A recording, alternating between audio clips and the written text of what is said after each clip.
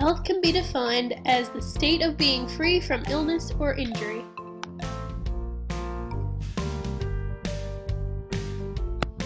I'm Steph, and I have a very big question. How can where you live affect your health?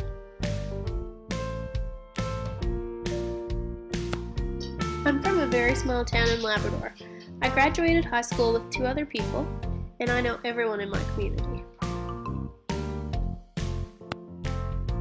In order to get to the nearest clinic, we would need to drive an hour, given the weather was good that day.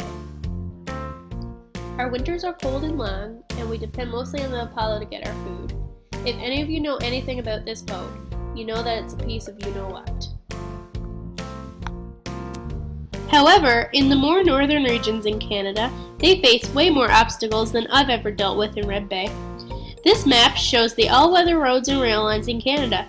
It's evident that a majority of Canada do not have accessible roads throughout the entire year.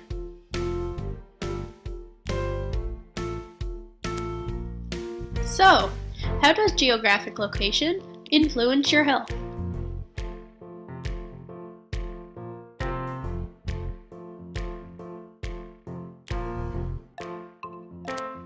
In more remote regions, people have to travel greater distances to reach hospitals and clinics compared to urban centers. In these regions, there are also less services for mental health, leading to increased suicide rates. In the case of medical emergencies, these regions would be affected because there is not always access to an ambulance. Food insecurity is very common in these regions. It's very expensive to get the goods shipped in. High food prices can also lead to malnutrition and poverty. Less healthy food options equals increased obesity rates. The cost of food can be crazy. One woman from Maine said that it costs her a fortune to make 1 meal of spaghetti for her family.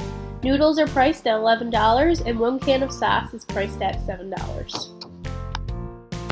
Transportation is crucial in getting the goods delivered and having quality health care. Some regions require medevacs, and not all areas have access to an ambulance. The road and weather conditions also need to be taken into consideration in these regions. Did you know?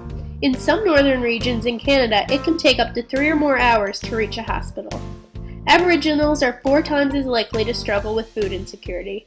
And, out of the total population in Nain and Hopedale, an astonishing 80% of people struggle to feed themselves and their families.